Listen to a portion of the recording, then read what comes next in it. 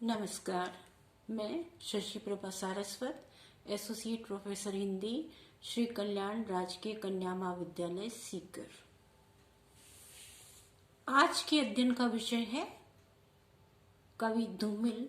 धूमिल की सुप्रसिद्ध कविता मोचीराम। यहाँ तरह तरह के जूते आते हैं और आदमी के अलग अलग नौइयत बतलाते हैं। सबकी अपनी अपनी शक्ल है, अपनी अपनी शैली है। मसलन एक जूता है। जूता क्या है? चकतियों की थैली है।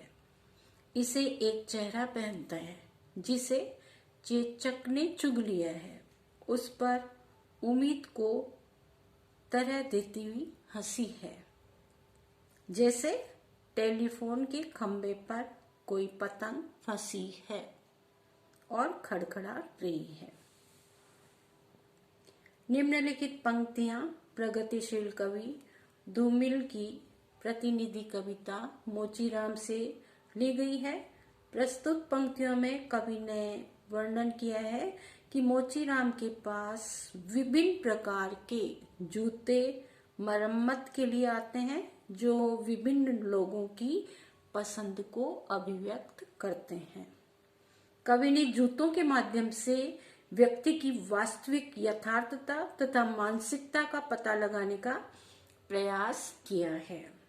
जूते के साथ साथ पहनने वाले मनुष्य का भी कवि ने यहाँ वर्णन किया है। मोचीराम कहता है, यहाँ तरह तरह के जूते आते हैं। मोचीराम कहता है, बाबूजी, मेरे पास तरह तरह के विभिन्न प्रकार के अलग अलग प्रकार के जूते मरम्मत के लिए आते हैं, जो विभिन्न प्रकार के लोगों की मानसिकता और उनकी वास्तविकता का बोध कराते हैं। जिस प्रकार मनुष्य की वास्तविकता का पता उसके खान पान तथा व्यवहार से लगता है, उसी प्रकार जूता भी उसके व्यक्तित्व का बोध कराता है। सभी जूतों की शक्ल तथा रंग रूप अलग अलग हैं। उनकी बनावट भी अलग अलग तरीके की होती है। जूतों की ये आकृति या आकार तथा ढंग की विविधता मानव मन की विविधता के अनुरूप है।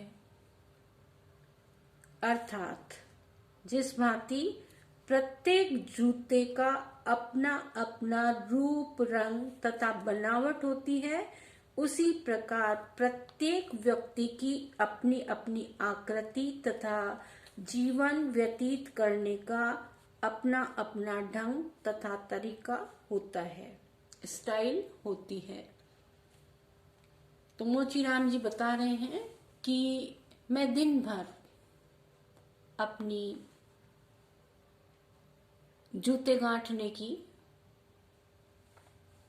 कार्यशैली है, उसमें व्यस्त रहता हूँ। तरह तरह के चेहरे मेरे पास आते हैं।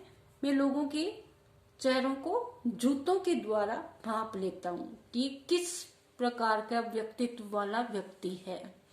जूते भी हैं मनुष्य के, तो हर आदमी अलग अलग कोटि के जूते पहनता है। पूंजीपति वर्ग वाला है, उसके अलग तरह के जूते होंगे।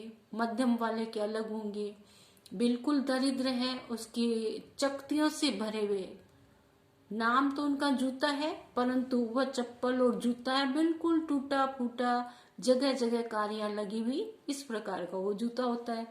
उस जूते की शक्ल को देख करके एक पल में ही मोचीराम भांप लेता है कि ये व्यक्ति किस तरह का है, उसकी मनोदशा क्या है, मानसिकता कैसी है, यथार्थ जीवन उसका किस प्रकार का है, जीवन शैली कैसी है, गरीबी में जी रहा है, अमीरी में जी रहा है, किस प्रकार के व्यक्तित्व का ये धनी है। इन सब बातों को मोचीराम पहचान लेता है।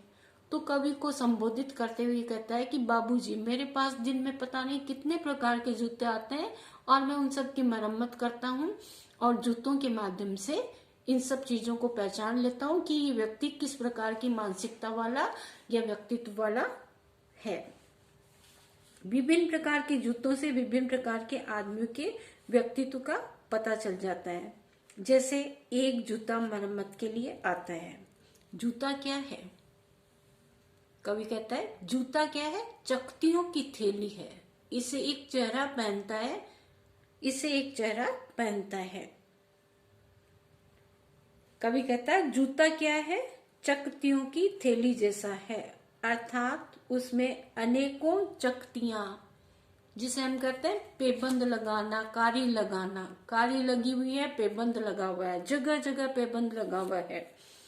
इस जूते को पहनने वाला व्यक्ति भी जूते की चकतियों की तरह अंदर से कटा फटा है, अंदर से बेचारा छलनी छलनी होया हुआ है, दरिद्रता की मार को सह रहा है।